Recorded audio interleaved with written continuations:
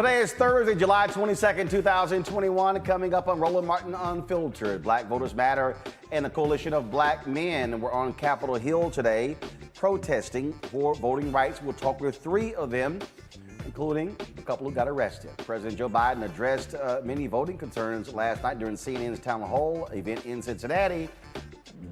But his answer regarding the filibuster didn't sit too well with Cliff Albright, co-founder of Black Voters Matter. Can't wait to hear what he has to say. Attorney General Merrick Garland visited Chicago today to address the problem of gun violence. We'll talk to a Chicago gun violence activist about what citizens need to do to deal with the problem. Speaking of Illinois, Senator Tammy Duckworth has reintroduced a bill to provide health equity and climate justice for underserved communities and communities of color. We'll talk about the issue of environmental justice. Plus, we have all of that. Plus, one, we're dealing with that, but also on our Where's Our Money segment, I'm going to talk about Amazon's Jeff Bezos giving Van Jones and Chef Jose Andres $100 million each to do whatever they want. But I'm going to show you how Amazon could actually help the black community when it comes to their annual $20 billion marketing budget. Yeah, folks, aid versus investment, philanthropy to black communities versus helping black businesses. I'm gonna break it down for you. It's time to bring the funk on Roland Martin Unfiltered. Let's go. He's got it. Whatever the biz, he's on it. Whatever it is, he's got the scoop, the fact, the find. And when it breaks, he's right on time and it's rolling. Best believe he's knowing. Putting it down from sports to news to politics. With entertainment just for kicks, he's rolling. It's on go, roll, roll, y'all. It's Roland Martin, yeah. Rolling with Roland now. He's funk, he's fresh, he's real, the best, you know he's Roland Martin now.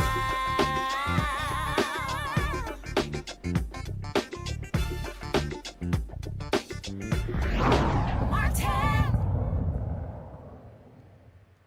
Last week, black women were on Capitol Hill. Civil disobedience when it comes to voting rights.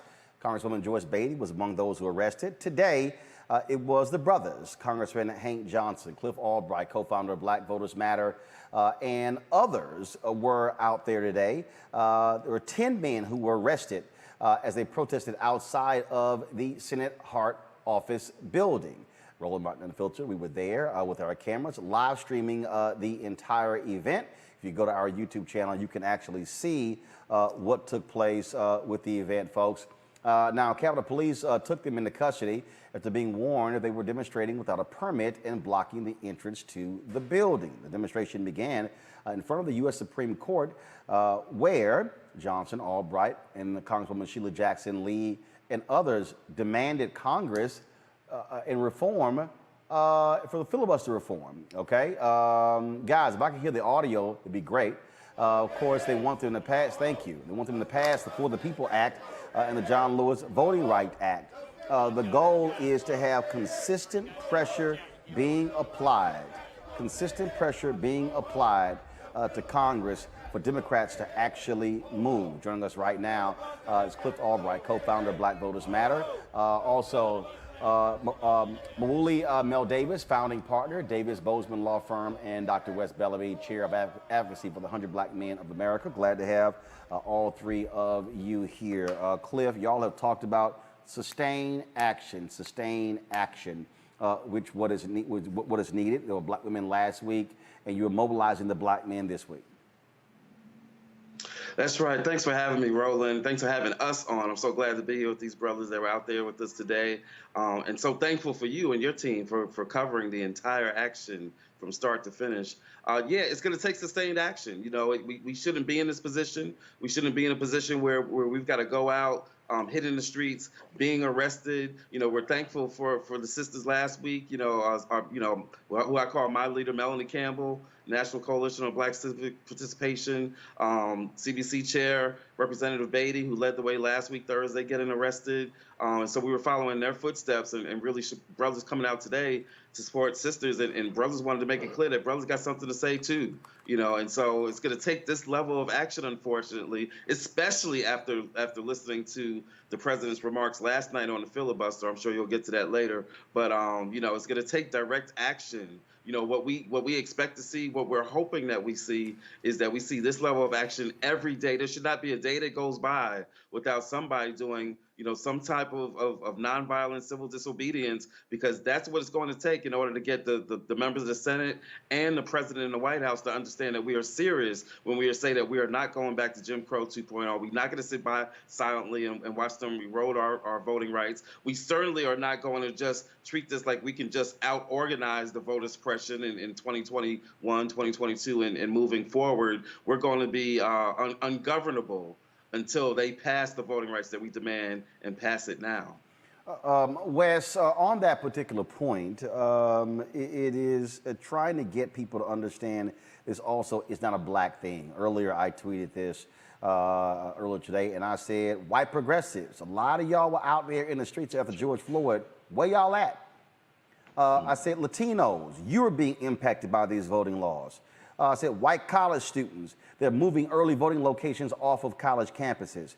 Asian Americans, y'all were all upset over hate crimes. Congress moved to pass a bill that dealt with hate crimes. Why are you silent on voting? I said, why are black people having to carry the banner again? And this is about challenging Latino, Victory Fund, challenging La Raza and LULAC, challenging these progressive groups, challenging Asian Americans as well. I mean, bottom line is, this is all hands on deck. The laws being passed are impacting, because in Texas, they're pissed off that in the suburbs, Democrats have been doing so well, so they're targeting educated white voters. And so we need to have these folks on Capitol Hill as well. And they don't need us to actually plan it. They can do it themselves. Well, Roland, thank you so much for having us, and shout out to our leader, my dear brother, Cliff Albright. I think you're absolutely right. This is not just a quote-unquote black issue. Although, as you also alluded to, whenever we're trying to create change in this nation, and oftentimes when it does come forth, it's led by black people. I'm personally not concerned with what other individuals are going to do. I know what we have to do for our people, and that is, one, hold the Biden administration accountable.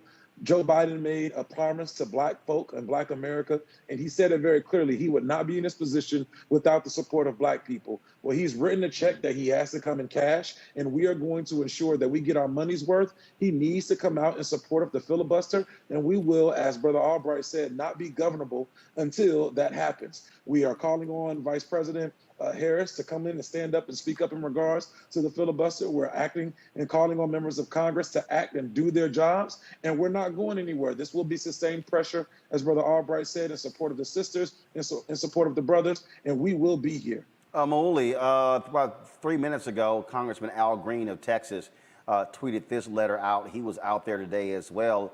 This is the second letter that the Democratic Texas delegation has sent to President Joe Biden, asking him to meet with the Texas Democratic state legislators. Again, this is the text of the letter. On July 16, 2021, we sent you a letter requesting a meeting between you and the Texas Democratic state legislators. We know that you have an impossible schedule and that everything on your agenda is of paramount importance. However, we believe that the issue of free and fair elections in Texas merit our attention, and ask that you have a brief virtual meeting with the Texas Democratic state legislators. Thank you in advance for all consideration that you will give this critical issue. And it was actually signed by Congressman Green, in addition to Democrats Lloyd Doggett, Henry Cuellar, Vicente Gonzalez, Sheila Jackson Lee. When the black women met with the white, so last week, after the sisters were at their protest, they got a call to come meet at the White House with Vice President Kamala Harris. President Joe Biden stopped by. To me, President Biden should be meeting with these Texas Democratic House members as well. Mauli? Keep talking. Absolutely. We believe in the position that we've taken in support of the legislators in Texas is that Joe Biden should lean in immediately, meet with these legislators who are trying their best to fight what we've experienced in Georgia, this anti-voting, fundamentally anti-black legislation that prevent us from being full citizens in this yet to be United States. And so that work is ongoing. I just applaud the work of the men that came together today and have been coming together across the country. Obviously, my brother Cliff Albright has been critical, and for us, those of us who come out of a Pan-African Black nationalist position, follow his leadership around voting and voting rights and our voting advocacy. And so I was just grateful, and I would go to jail again if need be, because this is such a critical issue and so important.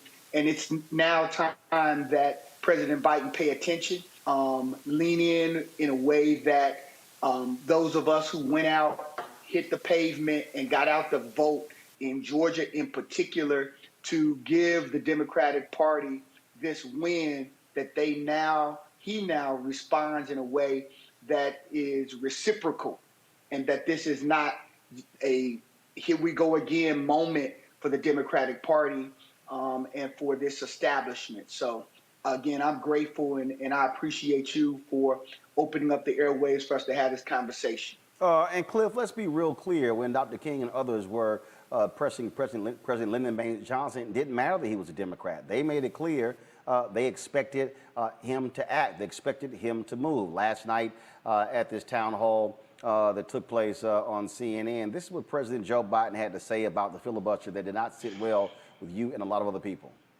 I would go back to that, where you have to maintain the floor. You have to stand there and talk and hold the floor. You can't just say, I understand that. But what difference is that if you hold the floor for, a day or a year, what difference does it make? Here's the thing for me. You talked about people, and this is important for people who look like me. My grandmother would sit around when I was a kid, 5th grade, had a 5th grade education. I learned that she couldn't read when I was doing my homework. She would tell me stories about people asking her to count the number of jelly beans in the jar, or the soap. And so why is protecting the filibuster, is that more important than protecting voting rights, especially for people who fought and died for that? No, it's not. I want to see the United States Congress, the United States Senate, pass S1 and S4, the John Lewis Act, get them on my desk so I can sign them. But here's the deal. What I also want to do, I want to make sure we bring along not just all the Democrats, we bring along Republicans who I know better. They know better than this. And what I don't want to do is get wrapped up right now in the argument whether or not this is all about the filibuster or, look, the American public, you can't stop them from voting. You tried last time. More people voted last time than any time in American history in the middle of the worst pandemic in American history. More people did. And they showed up. They're going to show up again. They're going to do it again. But what I want to do is I'm trying to bring the country together. And I don't want the debate to only be about whether or not we have a filibuster or exceptions to the filibuster, or going back to the way the filibuster had to be used before. But isn't that the only way you're going to get it done right now? No, I don't believe that. I think we can get it done. If you Cliff, this is what you tweeted. In this response, Biden demonstrates at least 3 things. 1, he didn't actually believe a word he said in his passionate speech last week about how dire the current voter suppression is. The entire speech was a lie. He expects community activists, particularly black activists, to simply recreate the Herculean effort that it took to mobilize voters in 2020 and the 2021 Georgia runoff, and to do so in spite of historic new voter suppression. He lied when he said he'd have our backs. 3, he tells Don Lemon a blatant lie when he says the GOP votes are there, mimicking Joe Manchin, who is also lying. If you couldn't get a single vote to investigate January 6th, you're not getting 10 votes for voting rights. He's either lying or insane. My money is on lying. Yeah, Roland, and let me say this right off the top, just as a side note, I want to give some, credit and acknowledgement to Don Lemon, who did what a lot of journalists don't often do, right? He pushed the question a couple of different times, even after the original question from the member of the audience, really pushing the president to elaborate on the answers. And in that elaboration, he was really exposing himself in terms of his position on the filibuster, his position on voting rights, and his position in regards to the black community that he said he would have our backs. And we now see in our moment of need that he doesn't have our backs. There's so much that he said there, even just watching the replay, it makes me upset just to hear him say, the Republicans that I know better. Who are those Republicans that you know? Name them. Yeah, name them, right? I mean, if I'd be glad to say that I was wrong, to say that he was lying. If he can name the 10 that he has, I'll even give him an out. You don't even have to tell me the 10 that you've got confirmed votes for. Tell me the 10 that you're targeting. Tell me the 10 that has given you some indication that they might actually vote this way on voting rights. Tell me the 10 people who refused to investigate January 6th, but that you think is somehow going to support a voting rights bill. Tell me who those 10 are, right? And then I'll believe you in the things that you say about how you believe that the votes are out there. But until you can show me that or show me some reason on why you expect that, all I can assume, and I think all that black voters can assume, is that you are simply not telling us the truth when you say that you're going to have our backs, that you're not telling us the truth when you say that this is the biggest attack against voting rights that we've seen since the Civil War. You can't have it both ways. You can't, on the one hand, say that voting rights are sacred, but then on the other hand, worship at the altar of the filibuster. You can't serve both guys. You can't have it both ways. You've got to pick a side. That's what we were demanding with our actions today with the brothers. That's what the sisters were demanding last week. That's what we're going to continue to demand as we continue a campaign of nonviolent direct action and civil disobedience. See, Wes, I'm just trying to understand who are these fictitious Republicans Biden is talking about. The reality is this here. The Senate that he knows when he was there, that don't exist anymore. It does not exist. So this whole idea of, oh, no, they believe in it. No, let's be clear.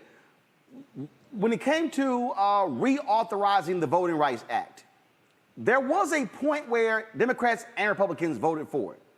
But it was after that Shelby v. Holder decision in 2013 where the Republican Party says, we leaving that bullshit behind and we are not supporting it again. Right. You had a Wisconsin Republican who repeatedly offered a reauthorization of the Voting Rights Act. It was very weak.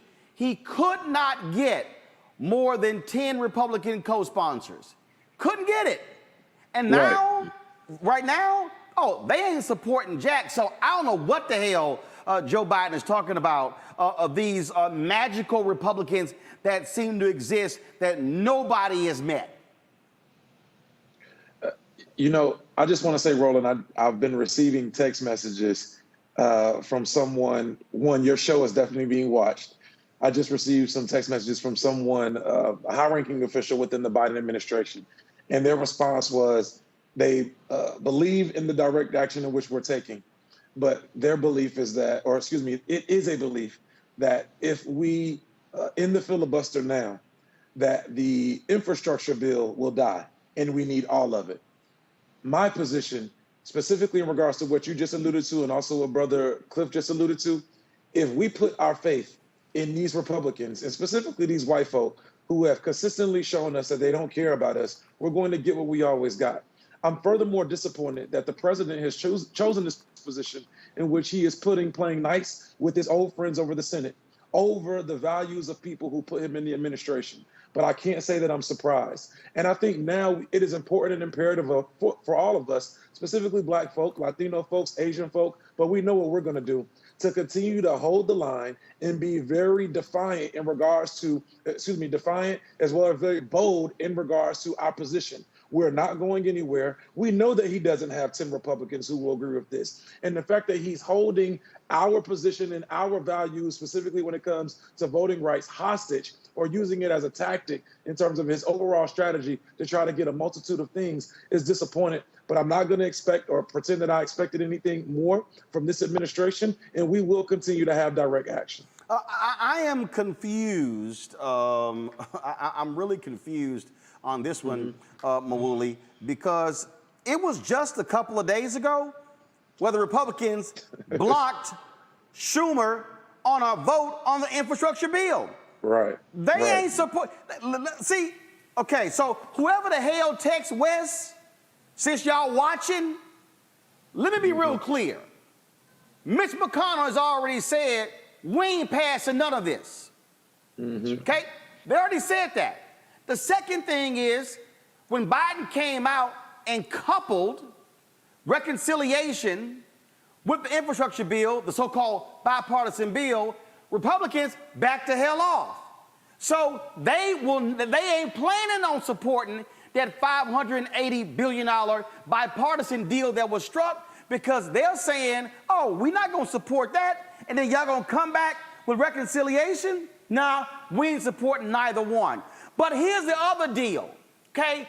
Why in the hell we got to sit here and wait on the damn infrastructure bill? Let me be real clear to the White House who is watching this show right now. You're not going to have a Senate majority after the 2022 election. You're not going to have a House majority after the 2022 election. Republicans right now can, as a result of the census, they can right now gerrymander a victory to take over the House solely by taking 5 seats in Florida and 5 seats in Texas. And so when Biden says, oh, they're going to come back out. No, they not. Because I'm telling you right now, the folk who came out in a pandemic to take out Trump and the Republicans, you got these white folks on the right who are hyped about critical race theory. And if y'all cannot show you are willing to fight for something, you not gonna have black people, brown people, young voters turning out in record numbers when we all know, Muali, we all know this, that in an off year, the party in power is more than likely not to maintain control. So, White House, y'all better swing and y'all better show some fight if y'all think folk gonna come out and fight for you in 22. Mawuli, go ahead. Is he still there? All right, Cliff, Mawuli, you're still there? Yes, this is Francis Johnson. I'm sitting in for Brother Davis. He's my law partner, my colleague. We were all out with Cliff today as a part of this demonstration of our outrage, one at the Republicans and what they're doing. But you're right. It is also against the Democrats and their failure to do what they've promised. At the end of the day, black people who turn out in Georgia. We lost that, Cliff, respond to what I just said there. We'll figure out what's going on there, but we lost the signal. Cliff, go ahead. Yeah, no, you're exactly right. And yeah, that was Francis Johnson, who was also arrested today, chair of the board of New Georgia Project. But no, Roland, you're exactly right. You know, it's crazy to think that black voters, brown voters, and, you know, any of those voters that risked our lives, and especially black voters that risked our lives in this last election, again, not just to put Biden into the White House in November, but then to come back in the state of Georgia in the midst of the pandemic, in the midst of winter, you know, right during the holidays, to come back out, risking our lives, and then to give him the Senate that he would need to push his agenda. If they don't move that agenda, particularly in terms of issues that black folks have demonstrated that we care passionately about. We're talking about voting rights. We're talking about police violence in the George Floyd Act, right? You know, we're talking about HR 40. You know, if they don't move on these issues that black folks are expecting them to move on after we gave them the power to get some stuff done, you're not going to see the kind of turnout. And then add on to that on top of the fact that you'll have black voters that have been disillusioned, that will also be having to do this work, like organizations having to do this work in spite of historic levels of voter suppression, you can't out-organize the type of voter suppression that we're talking about. Just recently in the state of Kansas, right, where they passed a voter suppression bill, organizations are already saying that they are pulling back on their voter registration operations because of the bill that was passed in Kansas. It defines and gives a criminal charge if you pretend or you act as if you're an election official. And so that puts some of these organizations in a hard position, because if they're going out registering folks, they can, and it's worded so vaguely that just for doing something like doing a voter registration drive, you could be accused in the language of this bill as acting like you're an election official. And these organizations are saying, you know what, we can't even go out and register folks right now because of the voter suppression bills. You're seeing that in state after state after state. You can't out-organize that. You got to have some federal legislation to deal with that. And so you'll have both of these issues that we're confronting: voters that are disillusioned because they didn't see the kind of fight that you're talking about, Roland. And then on top of that, organizations that are dealing with a new ecosystem of voter suppression. That is a deadly combination, which, as you were saying, will cause Democrats to lose both the House and the Senate. And then, and regardless of what the vote looks like in 2024, you won't be able to get a Democratic president confirmed, because you'll be in a situation where they'll have the rules in where they can rig and they can overturn elections even if we get the votes out in 2024. And so it's a spiral, and it has to end now. There's got to be a fierce urgency of now in order to deal with this issue, pass the voting rights, stop the voter suppression right now. Last word, the other piece about what you said, which is very important. I met with the Texas delegation the other day, 2 days ago.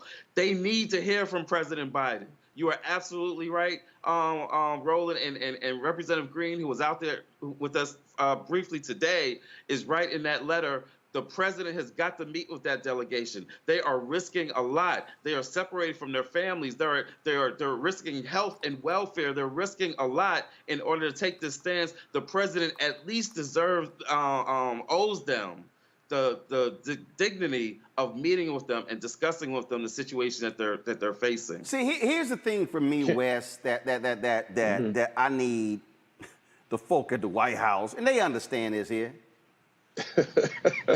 They understand it.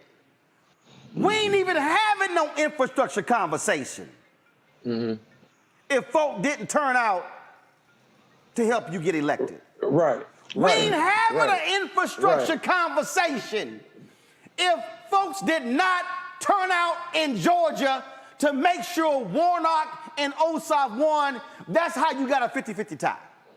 Well, I mean, we ain't even having a conversation. So you cannot get an infrastructure bill without Ossoff and Warnock winning. So you somehow, and what was the immediate response from the Republicans to Ossoff and Warnock winning Georgia? Georgia voter suppression bill. Florida voter suppression bill. Iowa, Arkansas, Texas. I can do a roll call. So I'm just trying to understand. You want to talk about the infrastructure bill here when, if this don't happen, you ain't even in control of the U.S. Senate. And you know, Roland, you're absolutely right. And I think, even to put it in more simpler, in layman's terms, if you will, the fact in which the president is so steadfast in terms of knocking off his agenda items in a very staggered list, in a very way and manner in which he believes he has to follow this particular path that he created prior to going into the administration, and he's going to do his quote unquote things in order. He is refusing to understand and realize that if he continues to go down this path in terms of emphasizing and valuing infrastructure over voting rights, he is not going to have a base to be able to vote for him or his administration to get any of his items through after 22 and definitely in 24. So it really feels like a slap in the face and a lie, if you will. And I'm not going to pretend as if there aren't valuable things within the infrastructure bill, i.e. gun violence prevention and so forth. There are some items in there that I do think can have a very tangible and immediate impact in our communities. But if we do not have the ability to vote in the next election, then his platform, his strategy, his plan is going to be for naught. And again, as you alluded to, if not for us voting and turning out in Herculean numbers and incredible turnout in last year's election, he would not be in this position. So if he can't audible, then he deserves to be sacked. And I'm just going to leave it at that. Look, Cliff. I don't quite think folk in the White House realize we also know history too. The black folks in Selma, in Albany, Georgia, and in Birmingham, and Lowndes County, Van Lou Hamer, Septima Clark, Stokely Carmichael, Fred Shuttlesworth. We can go Reverend Dr. James Lawson, Nashville Movement, C.T. Vivian. Those folks were not willing to accept other stuff put forth by LBJ in front of their agenda. And so President Biden, Vice President Kamala Harris, Speaker Nancy Pelosi, who was almost a year since we asked her to come on this show, and she hasn't responded. Well, she's responded, the answer's been no. Y'all better understand something real quick. That is, we ain't going nowhere. We ain't going nowhere. And see, it ain't happened yet, Cliff, but I'm saying to Biden and to the folks texting you, West, y'all gonna look up and gonna find 5,000 people standing in front of the White House gates, chaining themselves to the gate, getting arrested to get your attention. I'm just saying, y'all keep sitting here joking, because here's the deal, Cliff. If action is not taken in the next 90 days, if you get down to November or December, it's too late, because the federal courts are going to say, not enough time to implement for the primaries in 2022. That's right. Absolutely right. No, you're exactly right, Roland. Last week's action was at the Senate office building. Today's action was at the Senate office building. We're calling for ongoing direct action, but some of that direct action eventually is going to have to be pointed at the White House. Unless there's a change coming out of this White House, then we're really going to have to ramp up the discussions, because at the end of the day, we know the Senate isn't moving on the filibuster, but part of what we believe is that if President Biden would show more leadership on this, if he would give a clear statement saying, I want filibuster reform, I want to carve out for voting rights, whatever it may look like, versus what he said last night during that town hall, if he were to take a firm position to end or modify the filibuster, we believe that could happen. And so, at the end of the day, and to be clear, Roland, I know you know this, and I know Wes knows this and all that. None of this is to say that we excuse those people who are the ones that are the source of the problem, right? The source of the problem is those people that are attacking our voting rights, the ones that are trying to pass these voter suppression bills, the ones that are pushing the big lie, right? The ones that are trying to take us back to Jim Crow, right? The Republicans that are pushing all this, they're the source of the problem. We know that, but we can't harp on that, because at the end of the day, the folks that are supposed to be on our side, if it's like if you're in a fight, right? And you're going up to fight against a crew of other folks, and you look around you, and the folks that are supposed to be in your crew and on your team that you thought were on your side, you look to your side and they're not there, and they're about 20 steps back. Then before you can really engage in that fight, the first thing you got to do is get your crew together. You got to look to your left and be like, no, I need you by my side in this fight, because you said that you had my back. That's what we're doing right now when we point out these Senate Democrats and we point out the White House. You said you had our back. We risked our lives to give you the power. Now we're asking you, we're demanding of you that you use the power that you have in order to protect our voting rights. And in turn, by protecting our voting rights, you're protecting the rest of the agenda, all the other good stuff that you want to get done, infrastructure, living wage, all the other stuff, COVID, ongoing COVID relief, all the rest of the stuff that you want to get done. We want to see that, but what we're trying to tell you is you can't have any of that until you protect our voting rights. It's simply, Wes, it is not going to happen. And again, it was one of those things where sometimes you got to let folks know who your friends. I ain't playing. It sort of reminds me, my daddy would often say, I ain't your friend. Now, y'all can talk a certain way to your friends at school, but I ain't your friend. President Biden needs to understand. Senate Democrats need to understand. This is personal. What did Common say in the song Glory? We said freedom is like a religion to us. That's right. Voting is tied to our freedom. And there are people who are sitting here watching me. I see them trolls. They always run their mouth saying, vote ain't changed nothing. First of all, you can't change any policy in America without voting. Right. You cannot change any policy. And what they had better understand is, to Cliff's point, if it's time to swing, I'm fully expecting folk to show up ready to swing. But what I don't like are parking lot militants, the folk who talk a good game, then when it's time to swing, then all of a sudden they want to play, can't we all get along? No, we ain't got time for that. McConnell has thrown down the gauntlet.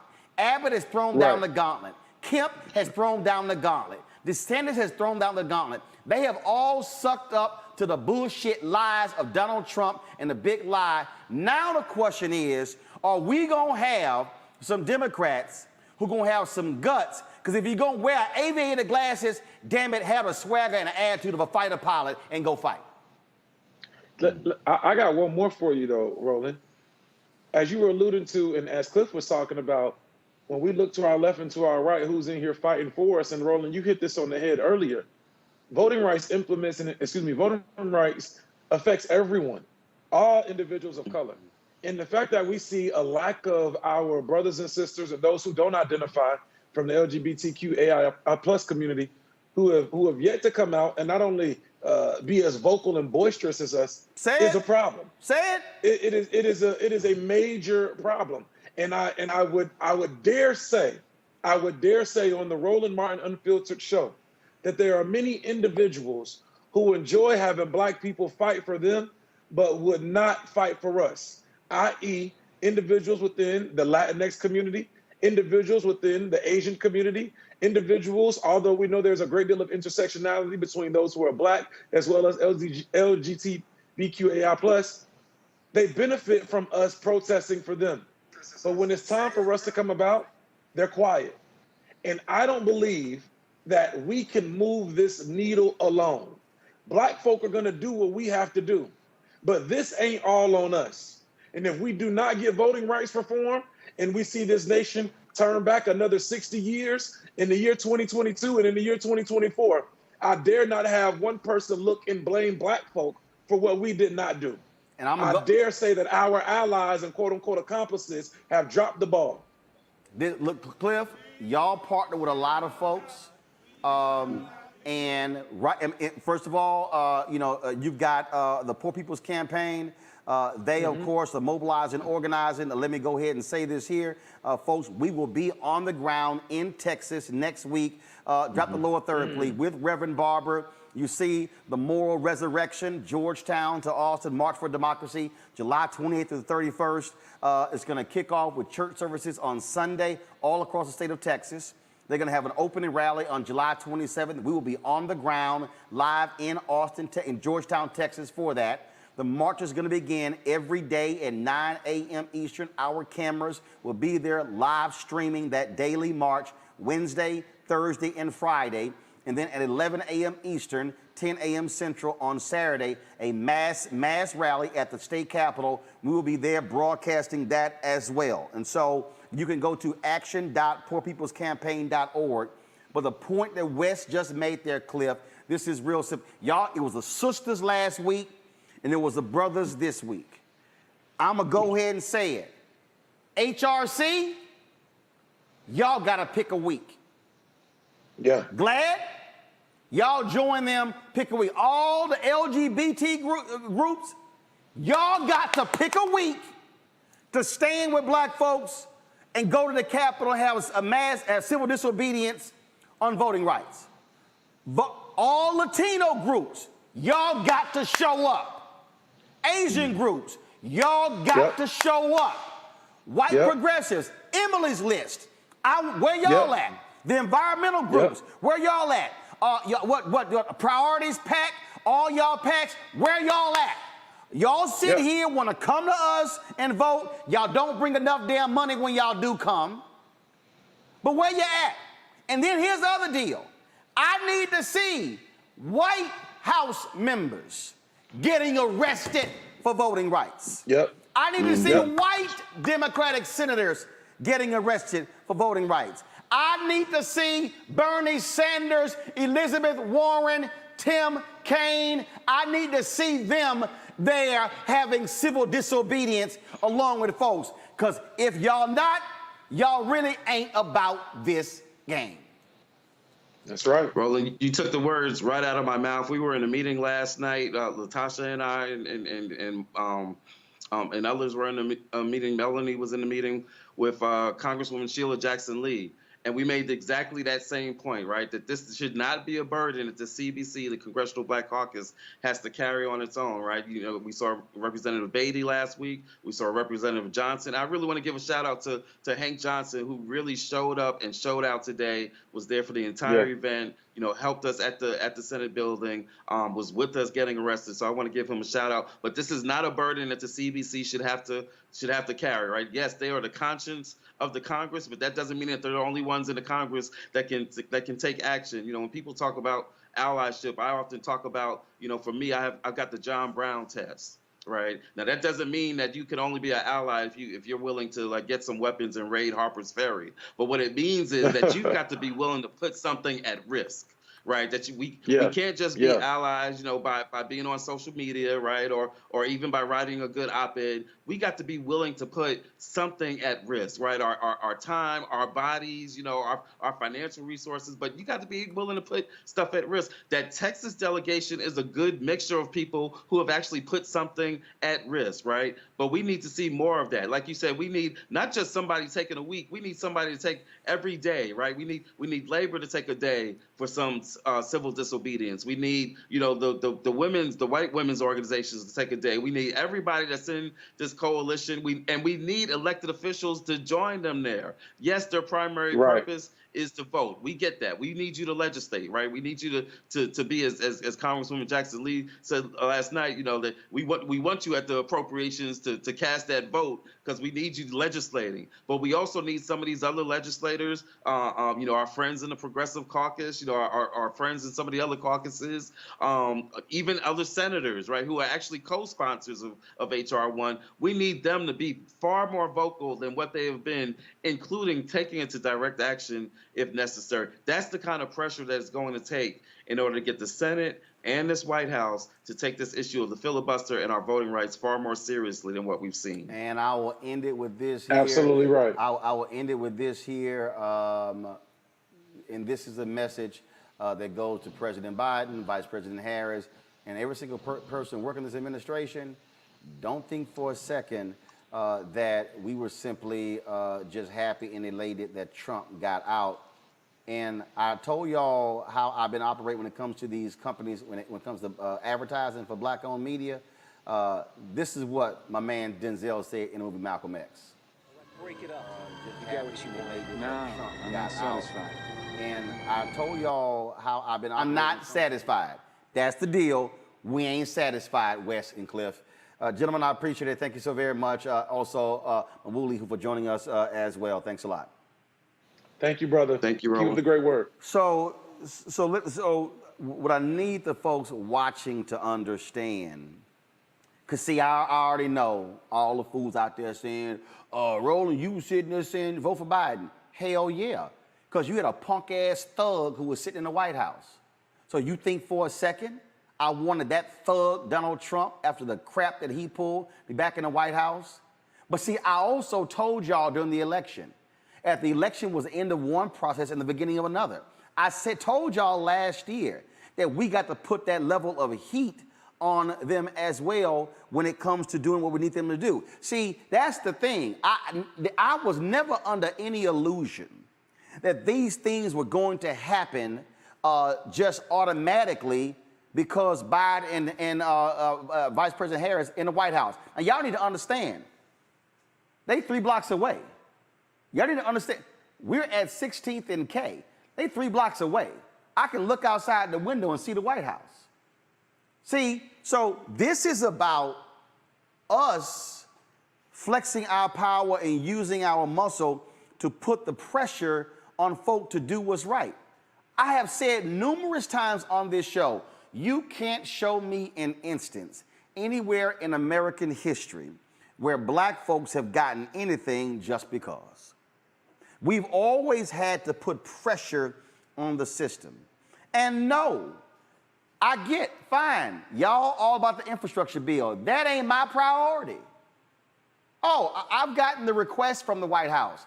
Do I want to interview this person about the infrastructure bill? Hey, I've already had Labor Secretary Walsh on. I've already had Transportation Secretary Buttigieg on. They offered today to have the Secretary of Energy on. We still will get her on, and I'd love to have them on the show. But do understand, our priority ain't got to be somebody else's priority. And what I also know is, without black people in South Carolina, Biden ain't living down the street. Without black people in South Carolina, Biden not sitting in the Oval Office. See, I ain't got no problem reminding people how you got here. It's sort of like, I guess it's sort of like, my nieces will sometimes think that they just magically get to do stuff. I'm like, no, I pay for it. Y'all ain't paid for a damn thing. You benefiting from what I did. And we have to be willing to walk folks through this. What is happening right now in the Capitol, y'all, that is no different than what happened in 1957 when they filibustered the Civil Rights Act, and then Senator Lyndon Baines Johnson watered it down in order to get it passed, to pass muster with the Dixiecrats. Then what happened in 1960? President John F. Kennedy runs, promising a massive civil rights bill, Dr. Greg Carr. He promises this bill. And then he gets in, and what does President John F. Kennedy do? He then say, well, there are other things that are other priorities that are on my agenda. And then once he does that, and then there are other things, and then you have the Bay of Pigs, and then you have the Cuban Missile Crisis. You have all these different things that go on, and you have Dr. King and others who are saying, no, but our stuff's still here. See, for everybody who don't know Dr. Carr, people talk about the 64 Civil Rights Act, 65 Voting Rights Act, 68 Fair Housing Act. What they don't understand is that all of those bills actually were in one bill in 1961. Kennedy gets assassinated on November 22nd, 63. LBJ says, I got to break them all up. And so it took 8 years for those 3 bills to actually pass. It took JFK, RFK, MLK, Medgar, all getting assassinated, 4 little girls in Birmingham, Jimmy Lee Jackson in Selma, riots in multiple cities in the country for those 3 things to pass. So for the people who are watching, who are saying, I don't know why y'all sitting there making all this noise, it's because that's how it happened before.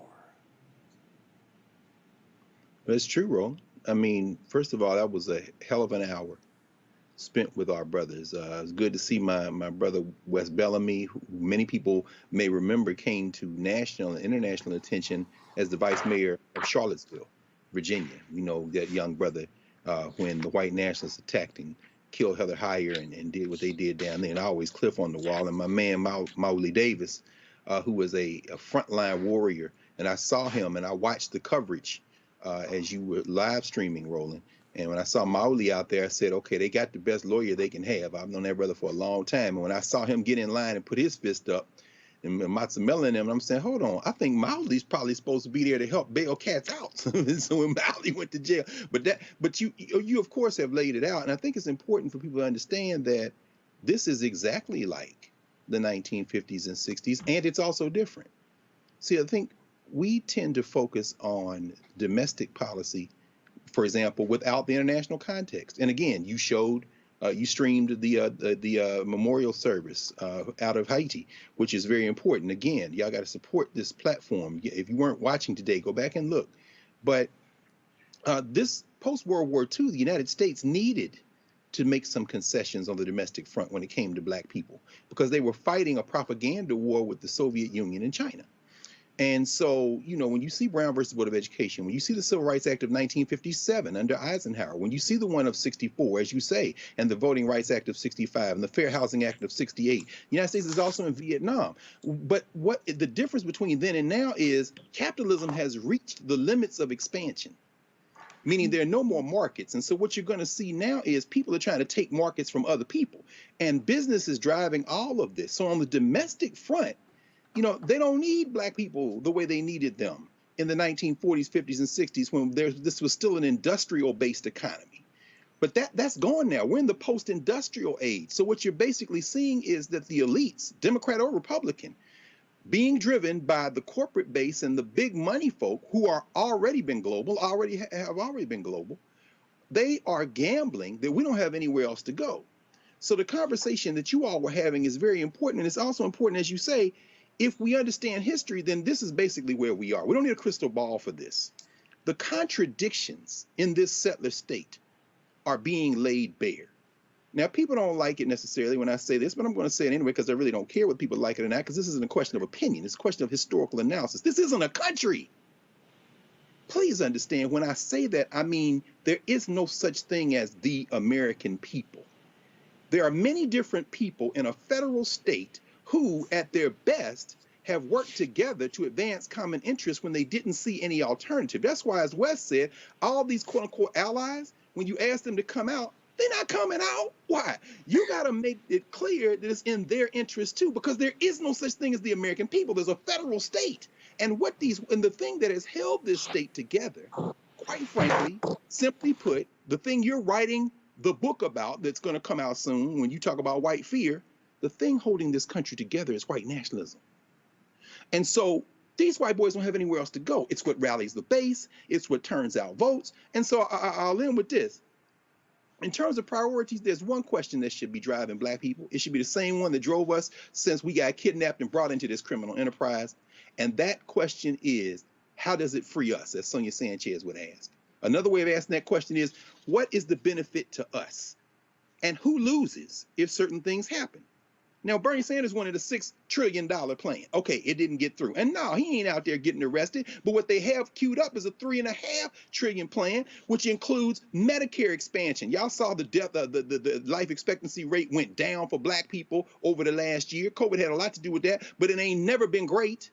There's Medicare expansion. There's the child tax credit. They want to extend that to 2025. There's free community, not free, taxpayer subsidized community college, and HBCUs get billions of dollars. Universal pre-K, subsidies for the Affordable Care Act, all that stuff we want. Now, on the other side of the ledger, when Joe Biden tells Don Lemon, look, man, you can't stop people from voting.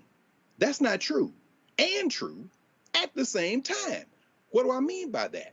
These white nationalists have passing these laws in these state legislatures are not at the point yet where they can say, we can stop you from voting.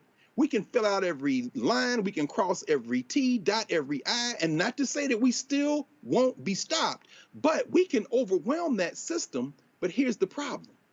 We haven't developed our historical analysis and logic enough to understand that in a multi-strategy war, no, we don't have another option if you want to expand Medicaid and the rest of this than to ride with these people who we know are part of a two-party system that's really a one-party system, corporate state system. But the alternative is when this thing falls apart, y'all ready to strap?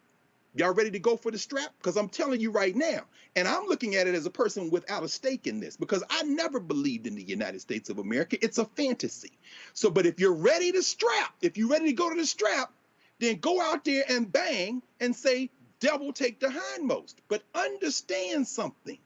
History shows us this is where it is headed. When they lose the Senate and they lose the House and then lose the presidency, all you people in the military, y'all gonna have a choice to make, because that's when they roll the tanks into your neighborhood. And then you say, well, damn, I had a chance when I could register and vote. But guess what? I'm gonna be like, hey, you did have a chance. Now let's go out here and get the strap. Because guess what? It was headed that way all along. This is how criminal enterprise like the United States ends. You better listen to this conversation of the last hour, because that's just a stopgap measure. And I'm not sure I would get into the same debate with Joe Biden. See, Because I understand where you're coming from. See, look, the thing for me, Faraj, is real simple. And that is the things that we want on policy, we can't get if the people who we want to deliver can't get elected. This ain't hard for me. If the voting restrictions are put in place, I need everybody who's listening to my voice understand what I am telling you. This does not just impact presidential and congressional and senatorial elections. It's every election. It's school boards, county commissioners, municipal judges, DAs, state reps, state senators, governors, sheriffs, constables, water district, any election. But it's not just that, because those who win then get to appoint. They get to hire. The elections official in Harris County, hired by the county. If Delgado and Ellis and the Democrats don't control the Harris County Commissioner's Court, then you don't have those positions. Those who win appoints the housing leaders, the economic development people, the workforce people. They appoint all of that. And so it impacts the entire ecosystem who gets elected. That's why this matters. Absolutely, Brother Roland. And I think that breakdown of how power works, how things have operated, how things will be impacted is important for us to know. I think the big problem is the fact that we just don't believe it. We don't see it. It's like it's hard for us to just wrap our minds around. You know, I was reading a book from Saul Alinsky, and he said that the basic requirement for the understanding of the politics of change is to recognize the world as it is. Yes, sir. We have to see this moment as it is. And if we kind of continue to operate from a fantasy, which is what I heard from President Biden, is that this fantastical type of, oh, well, we're going to get these Republicans, we're going to keep this filibusters, and everybody's going to come together. That is not the current world as it is. Therefore, that politics will not be effective in creating the change that we're seeking. We need to look at this thing for as it is. This is a serious moment. And I'm happy to hear, and I agree with Dr. Carr, and I appreciate you, Brother Roland, for even having those brothers, Wes and Cliff, on for the first hour, because it was dynamic. It was understandable. And I'm so happy that those black men decided to come on out and support. But for us, here's the thing, and I remember what Dr. Carr said about this a couple of weeks ago when we talked about this, that we can't get wrapped up into the political theater. This is not about which 50 black men went out there, which 20 black women came out there. This is about us as black people and are asking a big question, is enough enough? Have we had enough of the lies? Have we had enough with the delayed gratification? We're talking about, I heard Brother Cliff talking about the urgency of now. We said, oh, this is the urgency of now. But even in us as a people, we don't have the urgency of now. So we can't expect those that are standing before us to have the urgency of now until we have the urgency of now. So look, I'm not looking for President Biden to just magically come up and then make some decision. What I'm looking at is, where is that fierceness? Where is that urgency? Where is that passion from us as the people? Yes, we can say, go ahead, bro, Roland. Yeah, man, go ahead. Keep talking about it. But the reality is, are we empowered enough as communities, as organizations, as residents, as constituents? Are we empowered enough to say enough is enough, and to understand how power works in this country, and to bring some fire to the asses of all of those who stand before us and they lie and they constantly tell us things and they say, oh, it's coming, it's coming, it's coming. Are we powerful enough, empowered enough to say enough is enough? See, Amisha, this is why I need people to quite understand. There's a reason you ain't hearing me talk about a petition to boot Kevin Samuels off of social media. And nothing against Kevin. But if y'all want to sit here and go listen to that BS, go listen to the fools who talk about that stuff. See, this is part of the thing for me, Amisha, why I don't give a damn about the add-on of Giselle Bryant's house on the Real Housewives of the Potomac or whatever the hell the show is. I don't give a shit about the ratings of Ebony Williams being on the Real Housewives of New York. I really don't.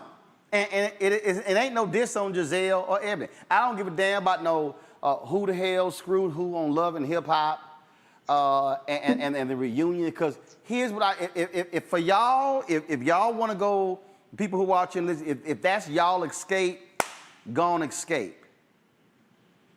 But what I do know is the conversation that we're having right here, literally it's life and death. Literally, it's who's in charge of the FDA. Literally, it's who's in charge of expanding Medicaid in the states. That's right. Literally, it's about who is in charge and then who is going to distribute the vaccine across the country. Literally, this is about who's going to be in charge of what aid goes to foreign countries and then what goes to African nations and Caribbean nations. See, this is why we created this platform. See, this is why we were down there today live streaming the event and wasn't nobody else down there. Because see, here's the other thing, Amisha, and I am not pitting black men and black women against each other. But after they got arrested last week, the White House extended an invite to the black women leaders to come to the White House on Friday. I'm waiting to see if an invite gets extended to the brothers who got arrested today. I'm waiting to see. This is about stuff that's literally going to impact every single one of us and our children's children, but some folk want to play games with this. Go ahead. No, I think that you're absolutely right there, Roland. At the end of the day, there is a time for frivolousness and entertainment and enjoyment and things like that. But we also have to face what America is right now for black people and our basic voting rights, a basic civil right, a right that is given to us under the flag of the United States, under our democracy, is being threatened and being threatened at the highest levels. And from what I saw from your earlier segment, from what I know from watching Joe Biden's town hall last night, at the end of the day, this administration is not really planning on doing much to stop this. And it's not something we haven't seen before. One of the things that Joe Biden said during that town hall that was vastly incorrect was that this was unprecedented. This was something we hadn't seen. No, we have definitely seen this in history before, and states definitely pushed against even federal legislation when it came to protecting the civil rights of African Americans.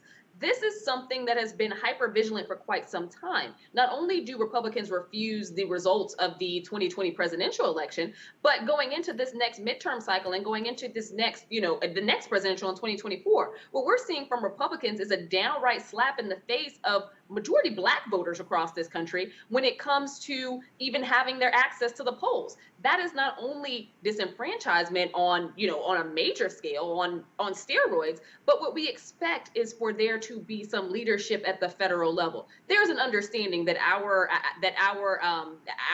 protesters are going to do what they need to do. Our civil rights groups are going to do what they need to do. Those activists that are out in the streets, the people who are getting arrested daily, are going to do what they need to do. What they need now is an assist from the White House. What they need now is an assist from President Biden that shows that the values that we have put forward, the fact that Black Americans saved this democracy from blowing itself up just a few months ago, that Black Americans ensured that the Senate became that 50-50 split, that Black Americans assured that he not only became president, but that he got the hell out of the primary that he was losing as well. We have to be able to not only hold this White House accountable, but also recognize as a people that, to Professor Carr's point, to Dr. Carr's point, we kind of got played on both ends right now. It is really frustrating to watch because it seems as though not only are we fighting this fight for ourselves, because those other groups of minorities, those other groups of people of color, the other groups of disenfranchised individuals, LGBTQIA+, they're not coming out. they're not showing up. They take advantage of, in many cases, a lot of the civil rights movements and those agitators who have made things happen, who look like you and I, but at the end of the day, they don't join in arms when we need to get something done. And there is not anything more important right now than ensuring that voting rights and equity in those voting rights is seen across this country. And I fear very strongly that if Joe Biden does not step up, if he does not end this filibuster, and God knows why he's trying to save it, if he does not end this filibuster, it is going to all go up in smoke. And what does that say to the millions of Black people across this country who came out in the middle of a deadly pandemic that hit us harder than anybody else to vote to save this country? What does that say to those individuals who put it all on the line to know that this administration is backburnering the issues that matter to Black people the most? Folks, got to go to a break. We come back, we're going to talk about the violence in Chicago and efforts being done to try to stop that. We'll talk with one of the leaders there. Also, what's happening in this country with environmental justice. We'll talk with Mustafa Santiago Ali about that. And then our Where's Our Money segment. Jeff Bezos gave $100 million to Van Jones and Chef Jose Andres. Great. I ain't got no problem with that. But I'm going to break down to y'all how Amazon could actually drive several $billion a year to Black America. Let's see if that challenge is accepted. You're watching Roland Martin Unfiltered, the blackest show out here. We'll be right back.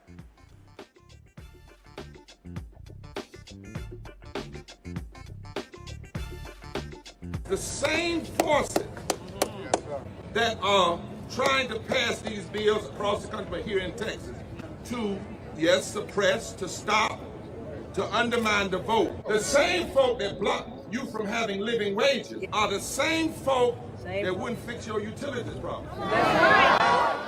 In this time, when our voting rights are under attack and economic justice is being denied, we're launching a season of nonviolent moral direct action to demand 4 things by August the 6th, the 56th anniversary of the signing of the Voting Rights Act. Number 1. end the filibuster. Number 2. Pass all provisions of the For the People Act. Fully restore the 1965 Voting Rights Act. And number 4, raise the federal minimum wage to $15. Pass the For the People Act. That is the last best hope for voting rights, not just in Texas, but Georgia and Florida and about a dozen other states. Pass the John Lewis Voting Rights Bill and the For the People Act. Let our people vote. The Latinx community is the rising electorate in Texas, and our representatives are threatened by these shifting demographics. Our pathway to citizenship, to a living wage, depend on our access to the ballot. This is not just a Black issue. That's right. This is a moral, constitutional, and economic democracy issue. I think in Texas that it is time for a Selma-like. I think we ought to march from Georgetown to Austin. And we ought to come to Austin, but we ain't coming to Austin just for Austin. We come to Austin to save the Washington, D.C. Which side are you on?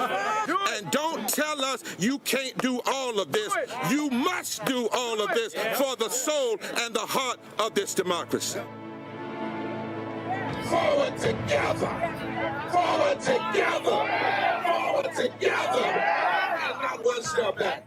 People our age have lost the ability to focus the discipline on the art of organizing. The challenges, there's so many of them and they're complex, and we need to be moving to address them.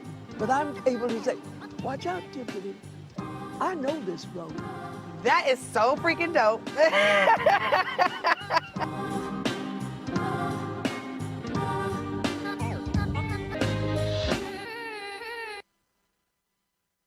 Yo, what's up? This your boy Ice Cube. What's up? I'm Lance Gross, and you're watching Roland Martin Unfiltered.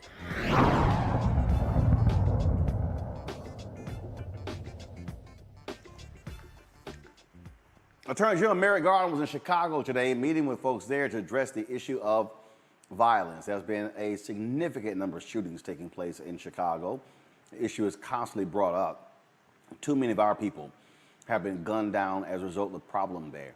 But the issue, frankly, in Chicago goes far beyond just guns. You're speaking about economics. You're speaking about education.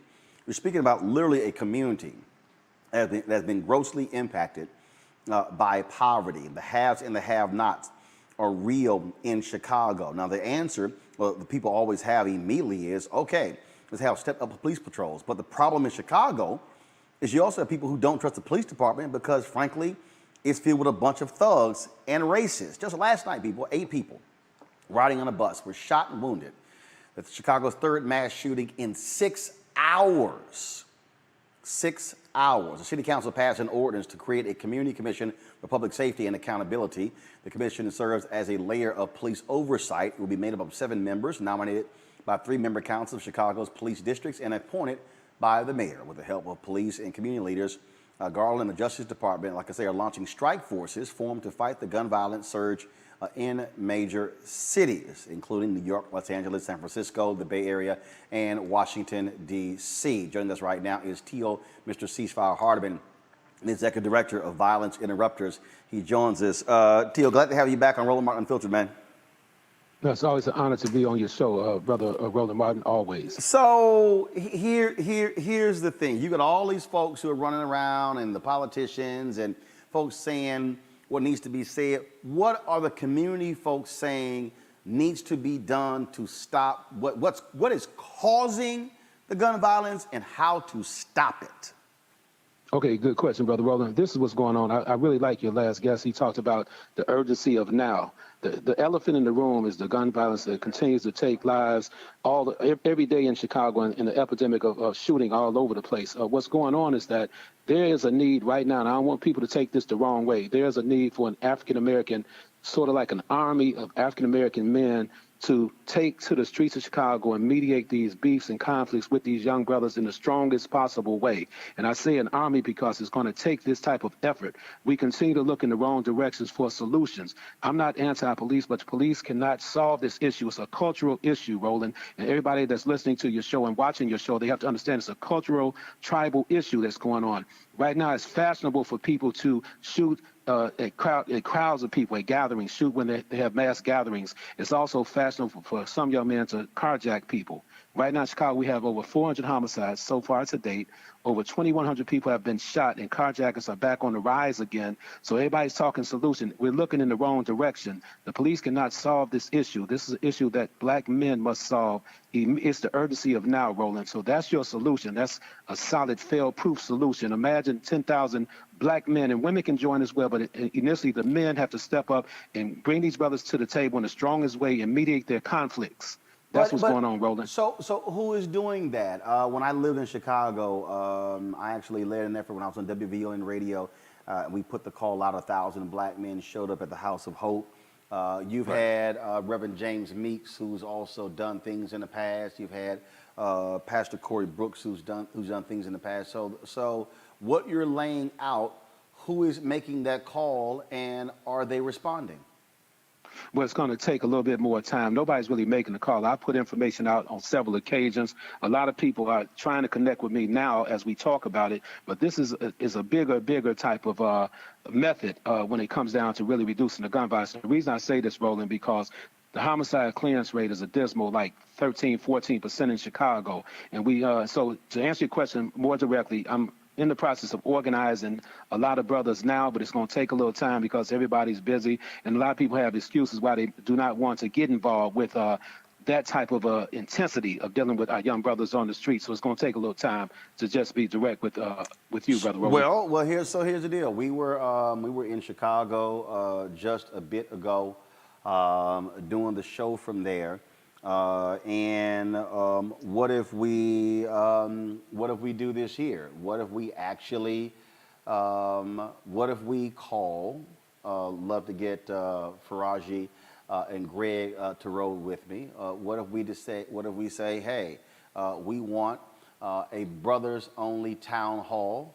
What if we do it at the House of Hope? It seats 10,000. Now, granted, we can do social distancing, so we can put 5,000 in there and call that and do a massive town hall and have this conversation and talk about how to make it happen. Yeah, I love it, Roland, and I already have a title for it. We can title it The Ultimate Sacrifice for Peace. This means that African-American men must sacrifice right now because everybody keeps talking about money, economics. That's important as well, but I'm here to tell you, you can drop $1 billion in the heart of the community right now. If we do not address this issue as a cultural issue, we're still going to have high levels of shootings and killings in Chicago.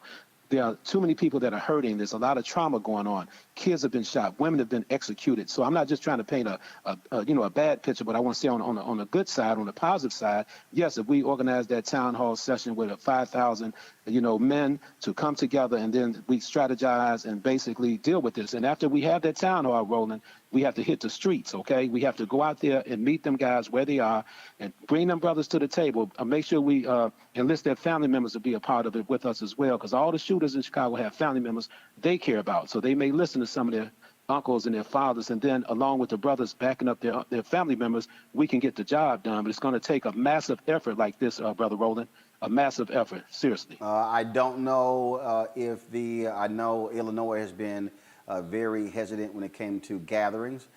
So let us know what the details are about mass gatherings in the state.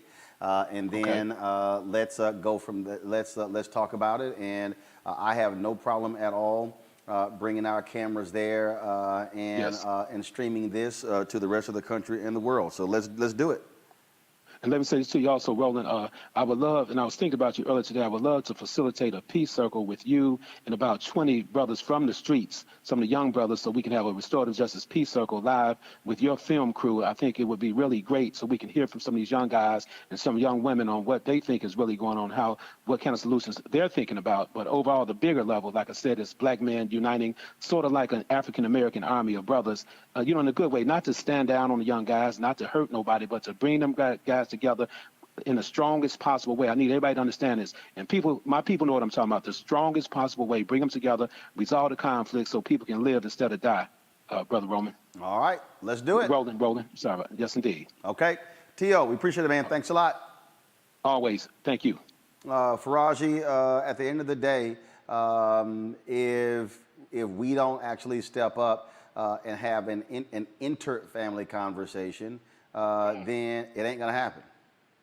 And it ain't going to happen at all. And I'm so happy that you put out that action item, Brother Roland. I personally have worked with a group of black men in Baltimore City called the We Our Us movement. This is a group of black men, and for over nearly 3 years, Brother Roland, we have, in Baltimore City, we've had a violence problem like no other city. And our numbers are crazy right now, unfortunately. But for nearly 3 years, these black men walk through neighborhoods, black men from the Nation of Islam, from the local churches, from organizations, black men.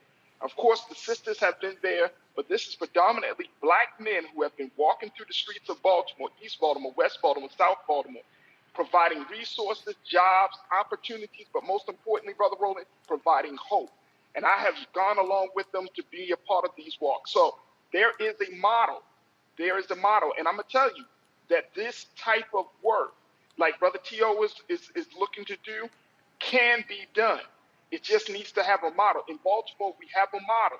We're still dealing with it because violence is still entrenched in the culture of Baltimore City. But there is a model. There's a group of folks that I know we can connect with. And like you said, Brother Roland, we can bring people together. Let's go to Chicago. Let's try to implement or set up an infrastructure of peace. And then let me just add this, that we can bring the next generation of young black men. I'm talking 13, 14, 15. And this helps them to get to growing through that rites of passage of manhood, where they can come out and see their fathers, their uncles, their grandfathers walk in the streets, go into places where the police don't respond too well, going into places to offer resources and jobs and other opportunities, but most importantly, going into places without guns, without any type of any type of weapon, but just going in there with the heart, the mind, and the spirit to create peace. And I know it. I'm a part of the Nation of Islam. I've seen this with my own eyes. This is what can be done. We can do it in Baltimore. We can certainly do it in Chicago. So I'm ready for it. I would love to be a part of that trip. Great car. Oh, I agree. I mean, you do what you can where you can, and we've all seen these very effective local strategies And I want to say this, though. This is where I'm not at a loss. I just know, I think we have to think about the models if we're going to actually achieve what we ultimately want, which is a safe, secure, grounded community wherever we are. And I think, you know, I mean, it's a difficult thing because, again, I mean, Amisha, this is your hometown. And you know this better than any of us. Let's tie these two things what we just saw today. I was watching the live stream earlier, and my man Wes Bellamy, when it came time to arrest people, he backed up off the line and he said something. He said, "Yeah, I already went to jail," and everybody kind of laughed. But I laughed because he was out there with the sisters. Yeah, he got arrested last week. That's exactly right, and I'm saying that to make a point. I understand the gendered approach. But I also understand that African people were brought into this patriarchy, this white male patriarchy, field of violence, this settler colonial project called the United States. And many times our solutions have taken on some of the worst cultural habits of these other people. And so I absolutely get the male on male, the female on female, but I'm thinking now about the fact that, you know, we have to ask ourselves, what is the source? What are the sources of even resolving these things? The source of resolving this violence is community. And it has to be full spectrum. We all remember the Nation of Islam. Brother Faraj, you remember this, man, back in the 80s and 90s, the dope busters going into, you know, understand that? And we also understand that when we start talking about solutions, I want to be in a circle where Amisha, who's from Chicago, we got woman, man, woman, man, woman, man. We in the community, we got intergenerational, and we do more listening than talking, like Tio said, who has a master's degree at the Center from the Center for Inner City Studies. One of my Jagners, the great Jacob Carruthers and Conrad Worrell and them. We know that to sustain this is the last thing I'll say, to sustain a solution, you got to put down the gun for sure. And Faraj, you right, man. The first thing is don't kill nobody else. Stop the killing, as Farrakhan used to say, right? Now, if we can get a moment on that, that's when we look at these elected officials. I don't care whether it's Danny Davis or Bobby Rush or whoever, because we know Merrick Garland. Shout out to Merrick Garland. You won't go after Wilbur Ross or any Trump bad guys. You got 4,500 tips on I love Beer Kavanaugh. You ain't going to do that, but you're going to fly out to Chicago and have a conversation about more police. No, more police. No, what we need is money for jobs and an economic uplift, money for an education system, money for our cultural institutions, and public safety in ways that bring people into the space. Because while you talk about Real Housewives and all this other stuff, you got people lined up watching Chicago PD, Law and Order. Come on, Doc. Come on. Do you understand? This whole world system that the West introduced is based on violence. We're not going to solve it by talking people out of violence without addressing the cultural issue, as Tio said. But the cultural issue ain't about men and women. The cultural issue is about community. And we got to think through that, be serious about it. Otherwise, there'll be momentary lulls. That's all. Yeah, absolutely right, Amisha. And the thing is, I mean, there is something else that is happening. And if you don't confront what that root cause is, then this thing sort of just goes on and on. No, you're right. And Chicago is my hometown, so it is the blood that runs through me. At the end of the day, and as someone who has worked with T.O. Hardeman, I've known him for the past 15 years at least. When I look back on my city, the recognition has to be what it always should have been. Chicago has over 78% of Chicago public school students that are currently housing unstable. They are currently listed as homeless. 78% is the largest homeless rate of any student group in the country.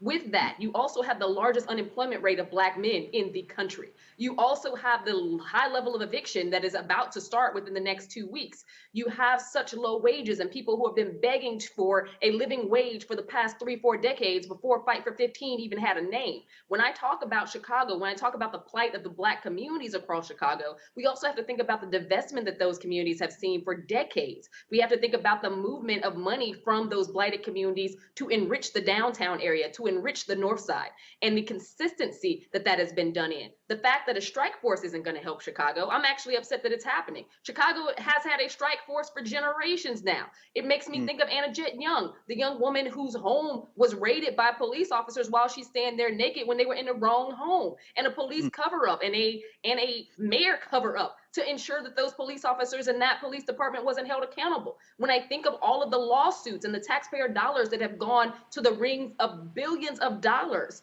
to pay in those lawsuits that are specifically utilized instead of actually enriching police reforms that have been pushed by a lot of people across Black communities across the city forever at this point.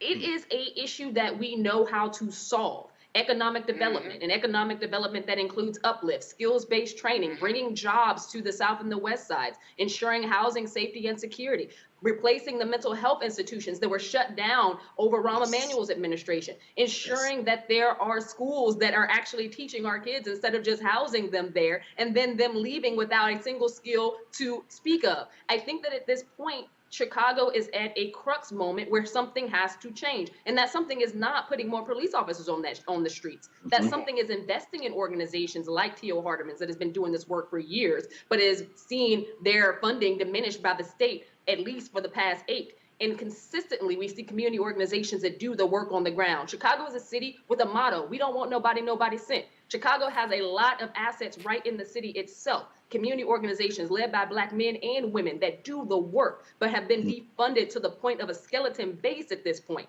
So I love the idea of bringing people in and elevating the issue. But to be quite frank, the news has elevated the hell out of violence in Chicago forever. What they have not done is help to ensure that the impact is happening, help to ensure that those families that have been going through trauma actually have some level of relief, help to ensure that the illegal guns that continue to get funneled in from nearby states actually stop. What I want to see is those social services, wraparound services that our kids in the city need so much actually be invested in, that our housing and our infrastructure is taken care of in the city, and that young Black kids on the South and the West sides don't have to look down the street and see dead bodies that lay every single day and consider that normal, because it's not.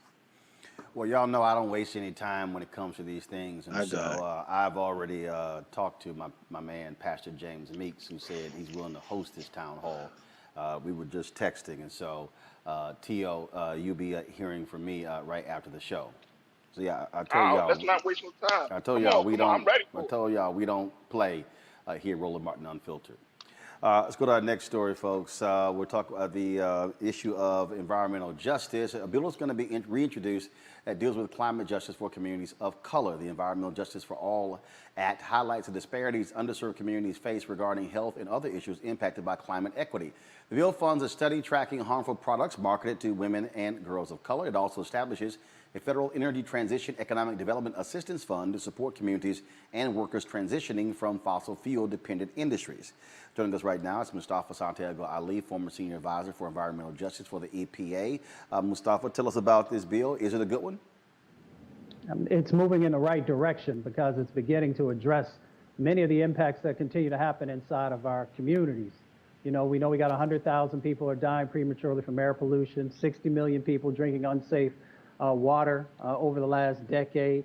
And of course, we know what's going on with the climate crisis. So it begins to unpack some of that. And it also begins to give the opportunity for folks to be more engaged with the climate economy and make sure that Black and brown folks actually have a fair shot at these sets of resources that are going to be a part of it. But, you know, there's still a lot of work that needs to happen because you got to build real accountability into the process, and you got to move from what's just going to happen on the federal level to how you're going to have that accountability on the state and county level, especially when you got a number, about at least half the country that does not necessarily respect what's happening around environmental justice and the impacts that continue to happen in Black and brown and indigenous communities. So what do you need Black folks to do on this issue?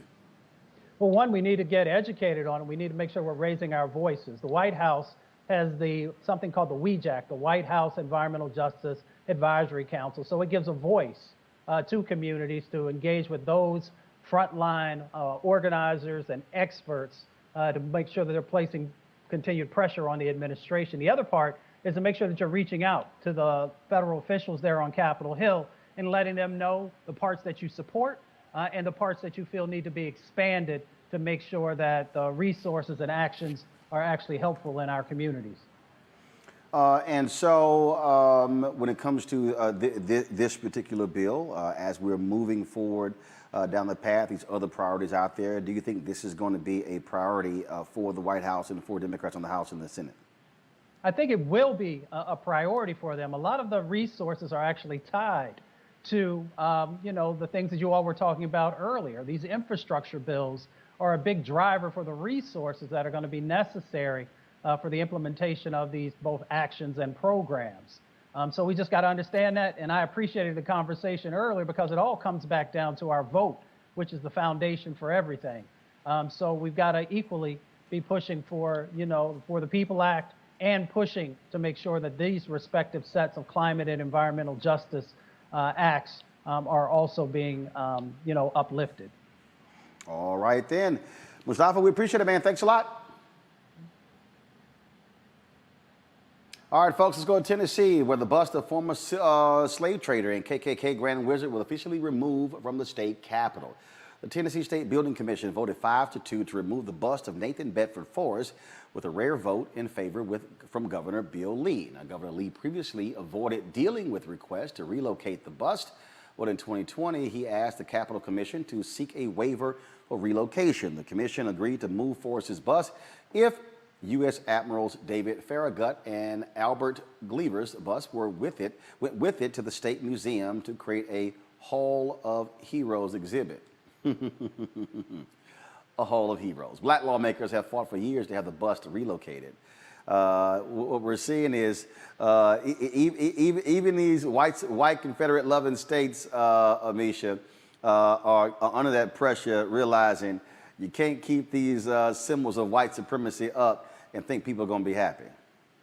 They have had them up and been able to worship them for decades now. It's about time they come down.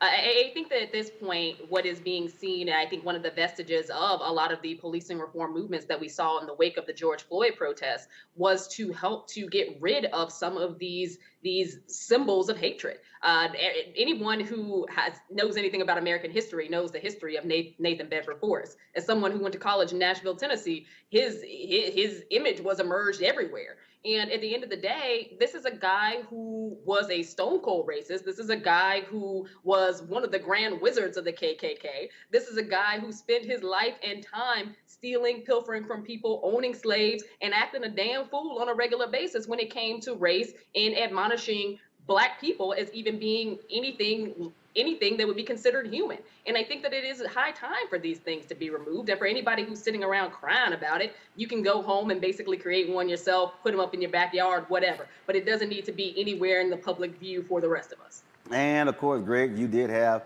two bigots who still said keep it. Oh, yeah. And I support them wholeheartedly. I do. I'm born and raised in Nashville, Tennessee. And as Amisha said, she lived in Nashville. I support those white nationalists because, again, I have no investment. People talking about, we got to get rid of these Confederate battle flags. Y'all better go look at damn near every flag of every state flag in the South, with the exception of South Carolina, is a variation of the Confederate battle flag, including Tennessee, which is red, white, and blue with the 3 stars in the middle of it. Nathaniel Bedford Forrest, 1866, started the Klan in Pulaski, Tennessee, and for many years, I mean, you remember this, the Middle Tennessee State University's mascot was the Blue Raiders. The Blue Raiders is the name of one of his Confederate outfits. And when they used to play Tennessee State, we would wait for those ball players to come in, and we go to the game and tell the black ball players in Middle Tennessee State, do y'all know what a Blue Raider is? Y'all playing up under the Klan. So, but let's understand, that bust hasn't been there for 100 years. You're right, Amisha, it's been there decades. They got that bust in 1973. It was finished and installed in 78. That's in our lifetimes. Mm-hmm. And they're not going to destroy it. They're going to keep it. Listen, I wish I was in the land of cotton. Old times there are not forgotten. Those lyrics mean, I don't give a damn where you put it. You ain't never going to take it out of here. It's in their hearts. So let's get it on. Y'all vote, y'all vote. Raji? Look, let me just tell you, I think that the conversation around keeping these busts or taking it down is a moot point. I think that we need to keep them up because we need to show America that you, just because you remove a statue, does that mean that you erase history? We Yes. got to let people know that this is a part of this country's history. And so, look, keep them up there. Let the folks see it. Let us show how America loves to admire and love to honor racists, because we can use that as teachable moments for Black and brown and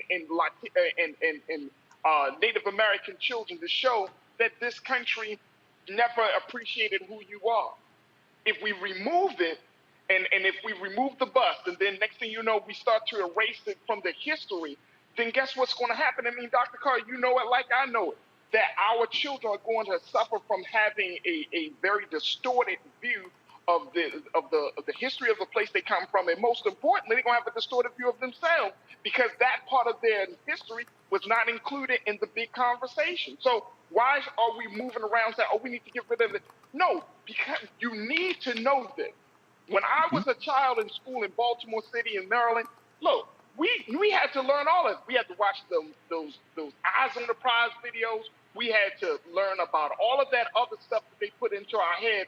But then when I became older and I started to learn more, started to read more, then I started to understand, okay, the knowledge that I gain it gives me a full view of what I'm dealing with. Again, going back to my first statement, let's not create America and create a situation where we want it to not based on reality. We got to give our children and our people need to see reality. They don't need to see a whitewashed history.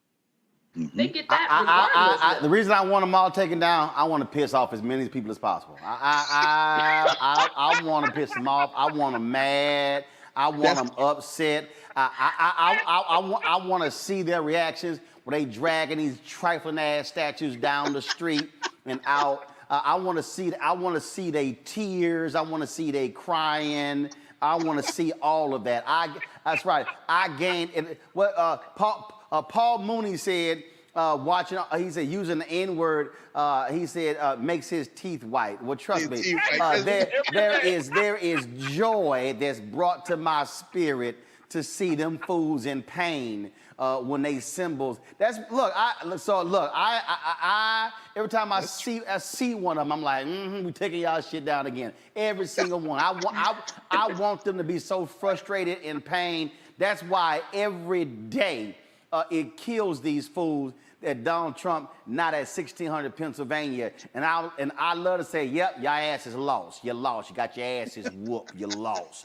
I don't care about none of them, what they think, what they say. I'm just gonna talk about every single one of them. That's what I'm gonna do. So that's my thing. So yes. So I hear what y'all saying, but I want every single one of them pissed. I want them to go to bed mad. I want them to sit here and eat their chicken and their meatloaf upset because their heroes have gotten snatched down. That's right.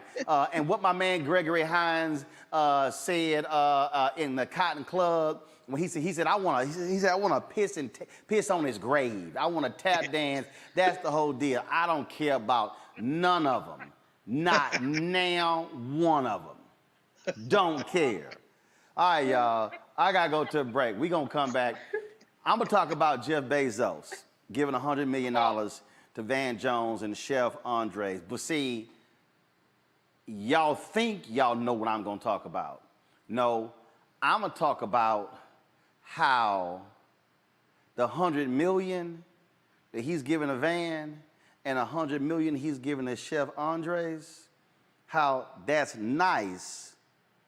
But what would happen if Amazon invested in Black-owned companies? Yeah, I'm going to unpack that thing when we come back. Trust me, y'all don't want to miss what I got to say when we come back. We're going to run that commercial again of Reverend Barbara and the Poor People's Campaign for their march next week in Texas. We're going to be live streaming that. We're going to show y'all, of course, our interviews on Facebook Watch that we did. We got next. But I'm going to unpack this thing because, see, I need y'all to stop responding to stuff just based upon what they report to you. I need us to be deeper than mustard on a hot dog. That's next on Roland Martin Unfiltered. The same forces that are trying to pass these bills across the country, but here in Texas, to, yes, suppress, to stop, to undermine the vote. The same folk that block you from having living wages are the same folk that wouldn't fix your utilities problem. In this time, when our voting rights are under attack and economic justice is being denied, We're launching a season of nonviolent moral direct action to demand 4 things by August the 6th, the 56th anniversary of the signing of the Voting Rights Act. Number 1. end the filibuster. Number 2. Pass all provisions of the For the People Act. Fully restore the 1965 Voting Rights Act. And number 4, raise the federal minimum wage to $15. Pass the For the People Act. That is the last best hope for voting rights, not just in Texas, but Georgia and Florida and about a dozen other states. Pass the John Lewis Voting Rights Bill and the For the People Act. Let our people vote. The Latinx community is the rising electorate in Texas, and our representatives are threatened by these shifting demographics. Our pathway to citizenship, to a living wage, depend on our access to the ballot. This is not just a black issue. That's right. This is a moral, constitutional, and economic democracy issue. I think in Texas that it is time for a Selma-like. I think we ought to march from Georgetown to Austin. And we ought to come to Austin, but we ain't coming to Austin just for Austin. We come to Austin to save the Washington, D.C. Which side are you on? And don't tell us you can't do all of this. You must do all of this for the soul and the heart of this democracy. Forward together! Forward together! Forward together! And not one step back. Floyd's death hopefully put another nail in the coffin of racism. You talk about awakening America. It led to a historic summer of protest. I hope our younger generation don't ever forget that nonviolence is soul force. Priceless.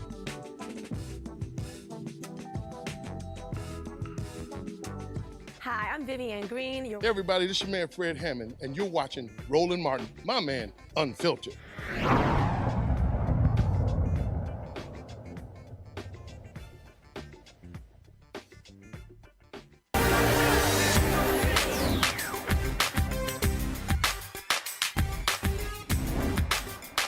Been frozen out. Facing an extinction level event. We don't fight this fight right now, you're not going to have black-owned media.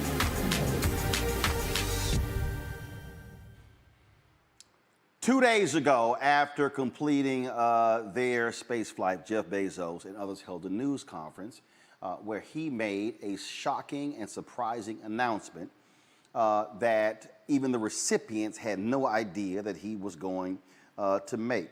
Listen to this. And buy artichoke extract pills. There's something you need to know. Artichokes are potent. I got double audio playing, so let me figure out what's going on here. I know exactly. Let me see what's going on here. Let me work this out. I think I figured out what the problem is. All right, here we go. Let me go back to it. Click. There we go. All right, then. Let me bring this back some.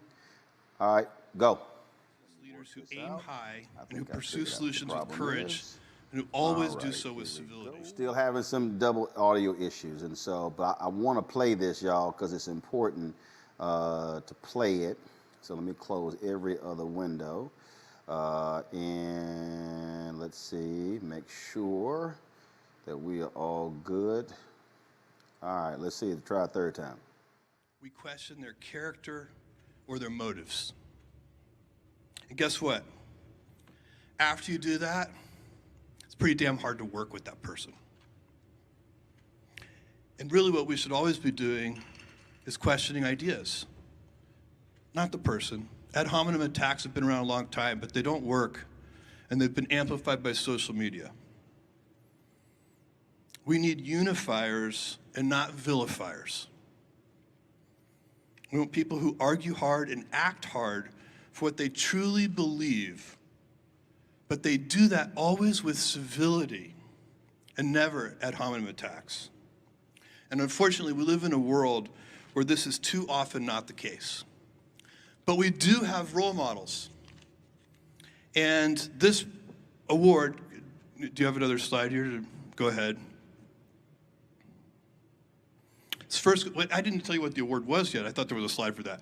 Here's what the award is. You see who the first recipient is, but let me tell you what the award is. The Courage and Civility Award is a $100 million award so that the awardee, the recipient, can give $100 million to the charities, the nonprofits of their choice.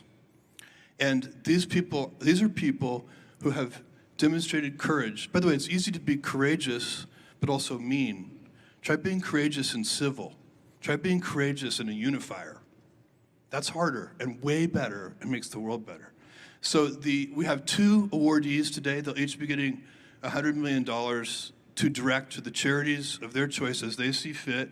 No bureaucracy, no committees, they just do what they want. They can give it all to their own charity or they can share the wealth. It's up to them. And the first Courage and Civility Award goes to Van Jones. Van, come on up.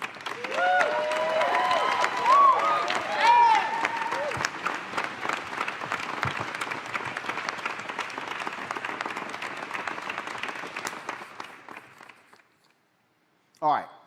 Van was totally shocked, surprised by that. So was Chef Andres. He was very emotional. What Jeff Bezos has gotten a lot of attention. People's about yay. And there are people out there who've been critical. I'm not one of them. I know Van. We've texted about it. And that's awesome. That's great. That's wonderful. I fully support it. Van announced that he's going to use that $100 million and give it to people who are dealing with poverty and inequality and issues along those lines. Absolutely down for it. Chef Jose Andres has done some amazing work of feeding people all across the world, stepping into the gap. Absolutely awesome. Support it. So some of y'all may be saying, okay, Roland, I'm confused because this segment is called Where's Our Money? So what does that have to do with what you're laying out? I'm glad you asked. A few weeks ago, we had Amazon on this show about an initiative that they're working on for black business. Y'all pull it up and let me know I forgot what the amount was. And the work that they were doing to help black-owned businesses get with their products on Amazon. Totally down with it, support it, great. I had him on the show. But y'all might remember, I asked the brother on the show what was Amazon's investment with black-owned media. He didn't have the information, but he said that what I had to say was correct in terms of what I was speaking about. So here we have Jeff Bezos awarding $100 million to Van Jones and $100 million to Chef Andre, and they can do whatever they want with it. That, y'all, is philanthropy. That's aid. Remember what he said. They can give it to their own charity and give it to other charities. That's philanthropy. That's aid. I'm talking about investment. Now, let me break this thing down. My frat brother, Todd Brown, we've been working on this whole thing for marketing. This is what he sent me. He said, Stephanie Chevalier, research expert covering internet and e-commerce.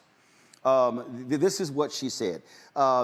In the fiscal year 2020, Amazon's marketing spending amounted to roughly $22 billion, up from 18.9 billion US dollars.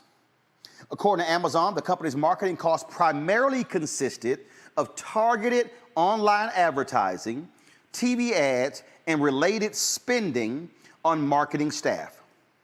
the online retailers. Most relevant marketing channels include third-party customer referrals, sponsored search, social and online advertising, the aforementioned television advertising, and other initiatives. So let's just say it's $20 billion. If Jeff Bezos announces that Amazon will spend 10% of its annual marketing budget with black-owned media, that means that, listen to me, because I need y'all to listen to what I'm saying.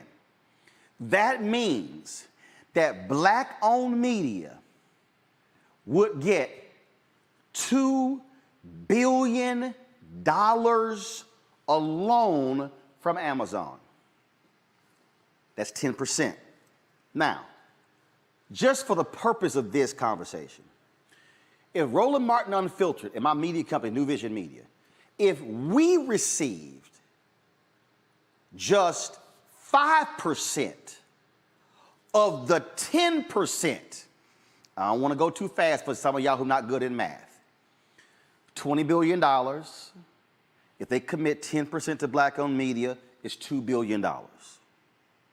That means that if we got 5% of just the $2 billion, that means that we, with just 5% of the $2 billion, would receive $100 million in advertising every year.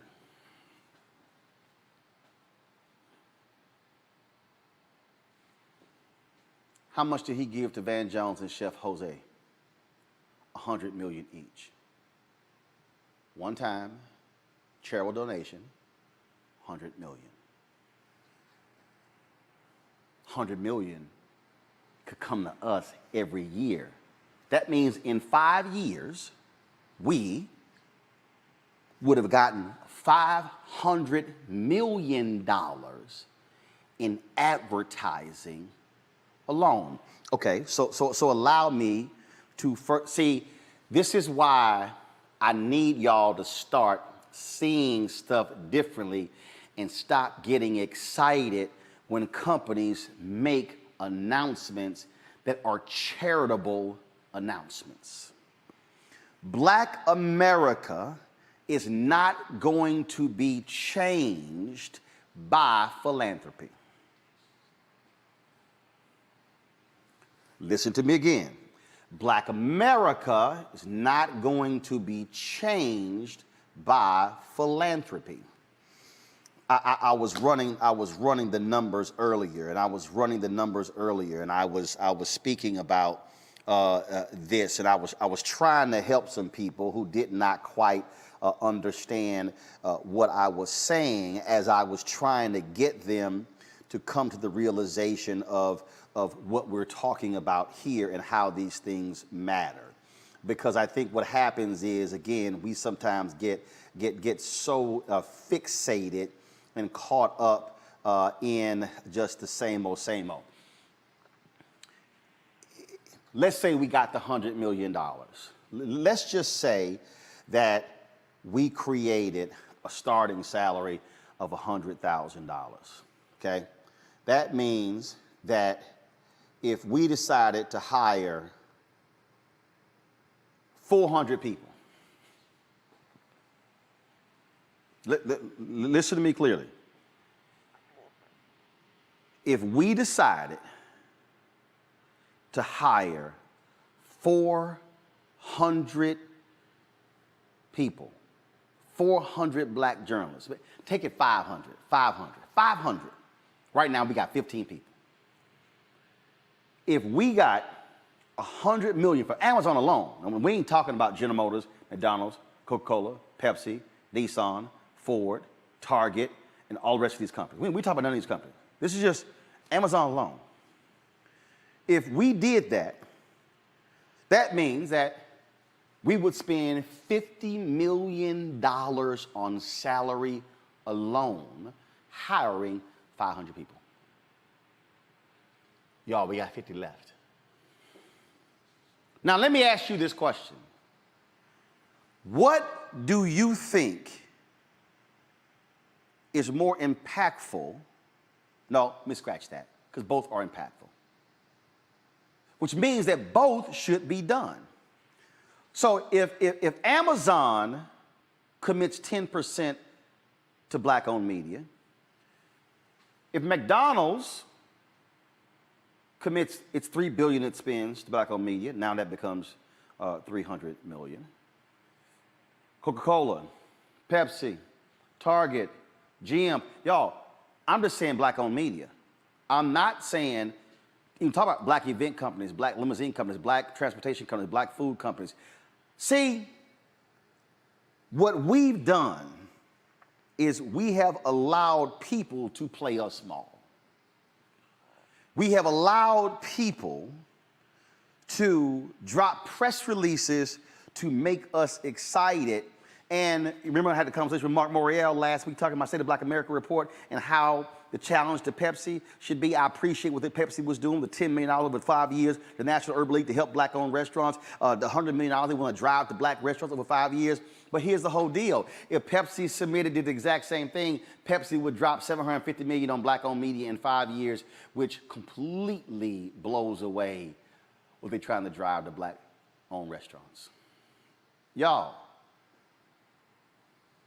stop getting excited solely when people make philanthropic announcements. The big money, the real money, is what they're already spending every year.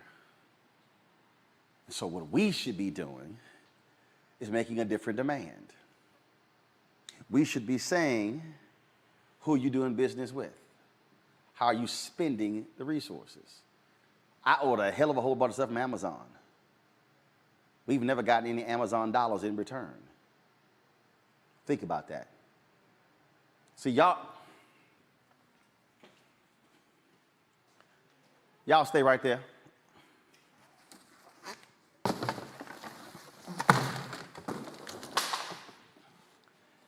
This is a box of tripods. We're adding 6 robotic cameras in this studio. We had to buy more tripods. The box came in last night.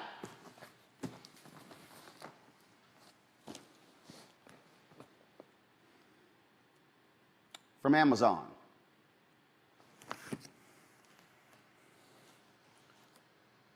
So we have actually spent more money buying products from Amazon than the show has ever gotten in advertising dollars from Amazon. Now I want you to ask yourself, how much money does Black America spend every year on stuff, and what do black businesses get in return from the very same companies that black people are actually supporting? This, folks, is why we must think differently. This, Amisha, is why our view must change and our demands must change, and black organizations like the National Urban League, like the NAACP, like Reverend Al Sharpton's National Action Network, like every single black organization, must establish a race equity index and say, if y'all want to come in and be on our boards and participate in our conventions, and if y'all want to give us money, then you must do something different in return than just provide aid. I agree with you. At the end of the day, we know that there are so many philanthropic donations. Like you talked about earlier, there's money that is given basically that ends up being kind of a charity of sorts. And there's nothing wrong with supporting different causes and ensuring that money goes towards them. But like you said, I don't think the connection is often made in our community once there are so many hand claps and everything given after these donations do happen, that those things in and of themselves will never create vital economic and long-term uplift for these communities that are in peril at all. What we need to do is make sure that there is a larger slice of the economic pie, whether that is within ad sales or whether that is in, circulating money back into our communities. That's not done outside of a business model mindset. Business models are not created by philanthropy, and they never have been. So I do think that it's important that these things be elevated, because it's a whole lot easier for an organization, a large multi-billion-dollar corporation, to give philanthropic dollars, because they know that once they do that, they're going to not have the people on their back, so to speak, for a while, because they're going to be celebrating that philanthropy, more so than it is for them to actually build a long-term legacy and help to rebuild communities. That requires a business model style of investment that is very different, and one that actually is long-standing. So yes, I think that you're absolutely correct when you talk about the supporting of Black businesses, the helping to revitalize the communities, but also for Black media specifically in terms of driving up those ad sales, because the money is often given, it is just given to non-Black entities. So ensuring that those numbers are actually seen, that they're recognized, that that large share of Amazon that is actually bought from African Americans specifically, because a lot of us get their packages on our doorsteps on a regular basis. We keep the wheels on that thing going. Make sure that we're getting something back from it too. See, Faraji, I'm not hating. Yeah. I'm not hating. I'm stating. What I'm trying to get people to understand is, I am not hating on Jeff Bezos, on Van Jones, on Chef Andre. I applaud that. I was not hating on the National Urban League and the partnership with Pepsi. All I'm saying is, while people are providing aid, there should be a conversation about investment. And even if we take it, even if it's 5%, if we said if they did not take 5%, that still would mean annually $1 billion flowing to Black-owned media as a result. That's the conversation we need to be having. I think we as Black people, we are having a too small of a conversation. Oh, no doubt, no doubt. And as long as I've known you, Brother Roland, you have been pushing this issue. I mean, you've been pushing this issue. And I think, why not? Why not push the conversation about having these big companies? I mean, Amazon is a Goliath in the retail space, a Goliath. I mean, we're not just talking about Amazon in terms of buying things. You're talking about Audible. You're talking about all of the different branches of services and products that they offer. So when we have this conversation, I mean, you're talking about a very small amount of money being put into Black media. Now, that is a conversation that we really should have. And this is not about hate. This is about, look, we support this company in more ways than it. I'm going back with folks right now on Facebook. And one of our Facebook watchers, Brother Roland, said that, Amazon is not Black-owned. But Black folks are one of the top consumers. We consume, we order, we buy. You just brought out the tripod. We should have a stake in this in the pot, especially when it comes to these big companies. We're talking about Pepsi. We're talking about Amazon. Hell, we can talk about healthcare. We can talk about car insurance for all I care. We can have the damn general walking up on the stage with you. But the point is that we can definitely have a conversation, and we need to have a conversation. Black media, especially now, has to be supported. And I'm not saying that we're just telling these folks to buy us so that way we can sell out. No. You owe us. You owe us. Because Black folks in this country are the most loyal consumers of any media. You owe us.